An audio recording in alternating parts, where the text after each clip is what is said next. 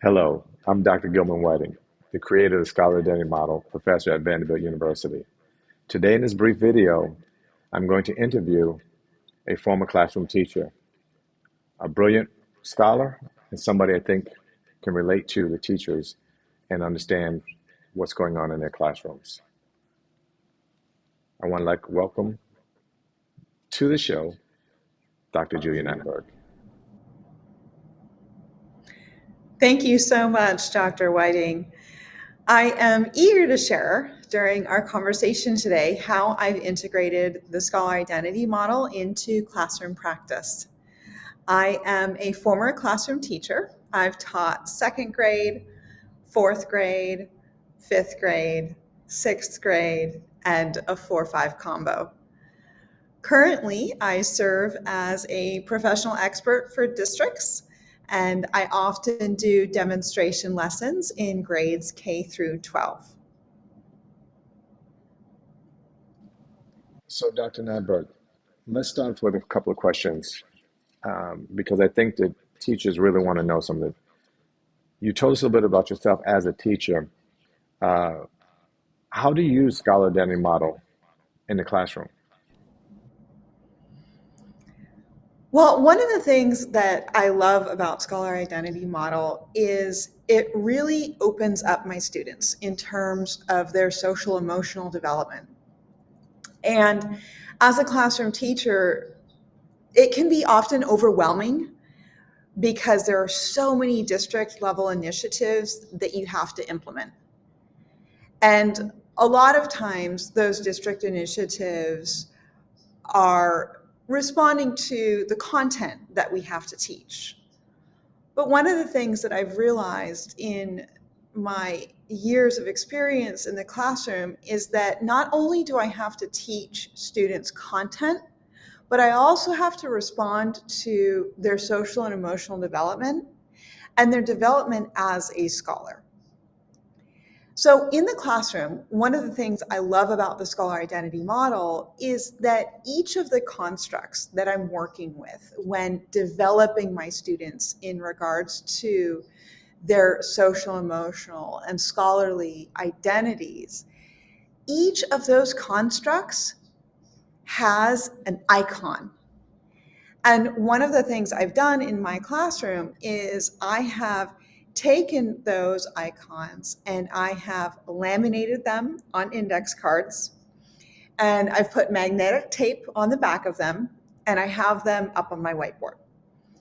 And this really helps remind me with all of those other initiatives that I have to integrate into my classroom instruction each day. It reminds me to use the Scholar Identity Model because I have the Scholar Identity constructs and icons right up on my whiteboard. I can't miss it. I'm also able to integrate the Scholar Identity Model constructs into my smartboard because those same icons I have digital versions of, so I'm able to pull them into my smartboard when I'm teaching as well. Outstanding. Outstanding. Tell, or what happens when an administrator asks you about content standards? That's such an important question because ultimately, at the end of the day, as classroom teachers, we're married to those content standards, right? When my principal is walking classrooms, when I have any administrators who are come observing me do a demonstration lesson at a school site, first and foremost, they want to see that I'm connecting to content standards. And so, as a classroom teacher, you may be thinking to yourself, well, gosh, if I'm using something that is developing student scholar identity, how can that connect to my content standards? Well, because this is scholarly identity development, it naturally connects to our content standards. You can connect the Scholar Identity Model and these constructs to any of the content areas. If you are discipline specific or coring, for example, you could connect to the math and science lessons that you're teaching. If you're teaching all content areas as a general ed elementary school teacher, you can connect any of these constructs to what you're teaching. For example, if I am teaching a lesson that is in my ELA block, and perhaps I'm reading about a character in a story, I could tie in one of the scholar identity constructs to not only the character in the story, but also have my students self-reflect on their development of that construct. No, okay, you're probably wondering, well, what do you specifically mean by that? For example, if I'm reading Charlotte's Web with my students in that third grade classroom, I could talk about Wilbur's self-efficacy. And then I could have my students reflect on how that self-efficacy development that we see in Wilbur's character throughout the story is something that they're also developing as well. I could also switch after lunch when teaching math and talk about self-efficacy when my students are beginning that long division unit in third grade. And so all of a sudden throughout the day, I'm having a conversation about self-efficacy in multiple content areas. Another thing that's really great about the scholar identity model in regards to connecting to content standards is the fact that the scholar identity model connects to the TESOL content standards. So I can use the transformative social emotional learning content standards to also reinforce my use of scholar identity in the classroom. Outstanding. You talked about how you would use it. You talked about the administrators. Can you talk for a couple of seconds? We got a few minutes more. How do students respond to the scholar identity model? I think that's a really important question. I think that's specifically an important question when working with younger students, when working with kinder, first, second grade students. I found that my students feel really valued, that I am using terms like self-efficacy and future orientation with them. Of course, I have to go through that process of unpacking what those terms mean in relationship to who they are as individuals. But once they get ownership of using these terms within the model and reflecting on their own identities, it gives them empowerment. And a lot of students are really grateful for the fact that I'm honoring and valuing who they are as intellectuals when using terms and concepts like self-efficacy and internal locus of control and self-awareness. Of course, like I said, all of these terms are unpacked with students initially. But once they take ownership of describing themselves using those terms, it is so incredibly empowering to see that happen. One time I was teaching in my second grade classroom and I was using the scholar identity model with students. And I had one student who was a multilingual student or English learner. And the student was so incredibly excited that he was developing his academic self-confidence. And he said that over and over again throughout the month that we were working on that construct. He was so excited in every single content area. He would say, "Teacher, teacher, teacher, I feel really academically self-confident right now."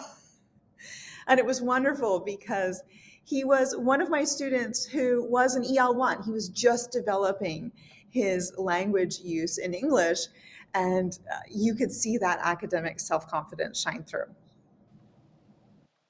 That's outstanding.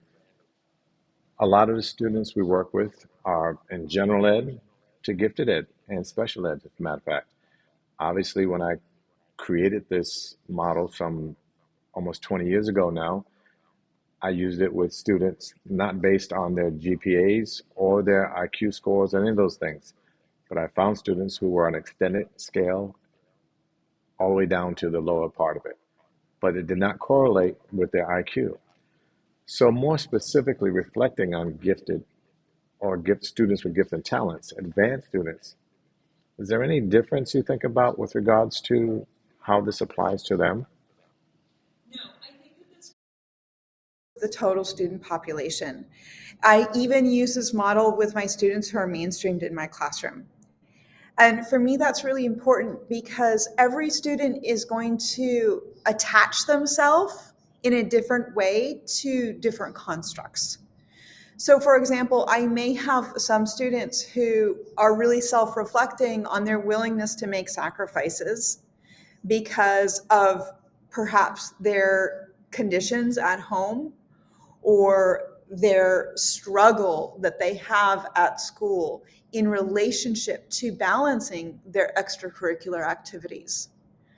I may have other students who are really at a place where they're thinking a lot about their future orientation, perhaps because they are advanced students and they're already kind of mapping what they're going to do academically. So I would say that, of all of the students that I've had in my classrooms when working with the Scholar Identity Model, it's not that I expect every single student to 110% latch on to every single construct. It happens in different ways for different students, depending on who they are as scholars and also what they want to become as scholars.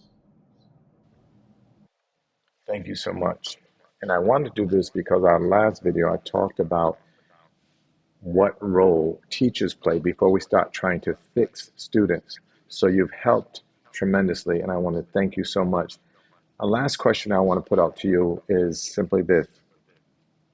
What suggestions do you have for teachers who are just getting or prepared to get started with the Scholar Identity Model? Start with where you feel comfortable. You know the students in your classroom better than anybody else. You know where they're at in relationship to this academic year, in relationship to the content standards that you still have left to teach. Start with where you feel comfortable. So even if you just use a handful of constructs this year, that's a great place to start. That is giving your students access to developing themselves as scholars. And the power behind this psychosocial motor model is that you're giving students something that encourages them to flourish and grow and blossom before you. And if you feel confident with the constructs that you're talking about in relationship to your grade level and your students, then the next academic year, you can add on more. And the next academic year, you can add on more. And before you know it, you're utilizing the whole model throughout the duration of the academic year with all of the students in your classroom. Well, I want to thank you for taking the time to be on the call with us. I know that the teachers who are going to be working with students and engaging them with the Scholar Identity Model understand it from a perspective that they have more connection to. So thank you for coming on. Appreciate you. And we'll see you in our training.